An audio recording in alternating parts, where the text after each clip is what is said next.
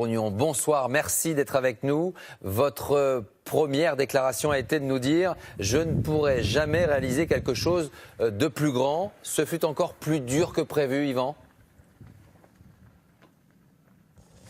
Ce fut bien plus dur que prévu parce que le défi s'est transformé vraiment en quelque chose de difficile à partir du moment où les glaces m'ont barré la route, puisque je suis resté quand même 3 semaines bloqué complètement par les glaces, complètement démuni, complètement ne sachant que faire avec ces glaces qui m'envahissaient, avec mon petit bateau en plastique. J'étais vraiment en danger permanent avec une eau à 0 degré. Donc quand j'ai réussi à me tirer d'affaire enfin de ces glaces, là c'était la place aux tempêtes, au vent katabatique. Et une tempête de 130 km/h s'est abattue là, en début de semaine. Et vraiment, j'ai cru que c'était la fin à ce moment-là. Dans quel état physique êtes-vous ce soir? Vous avez perdu 10 kilos, c'est cela, en 70 jours?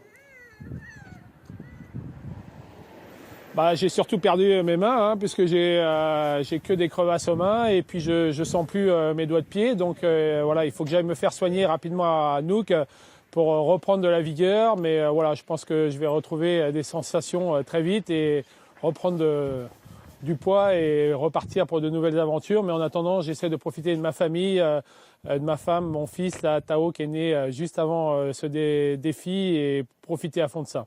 Profitez bien de tout cela. Juste une dernière question. Pourquoi vous vouliez finalement effectuer cette traversée? C'est parfois ce qu'on se demande quand on voit ces aventuriers qui partent comme ça, se mettre en danger à ce point. Également pour nous alerter, encore une fois, sur ce réchauffement climatique?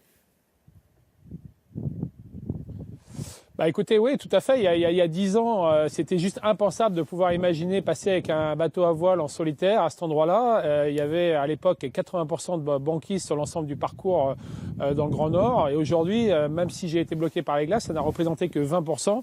Donc voilà, de pouvoir passer à la voile sans moteur à cet endroit-là, ça montre bien que le réchauffement climatique est passé par là, malheureusement. Vous avez eu peur, Yvan Bourgnon, peur parfois pour votre vie?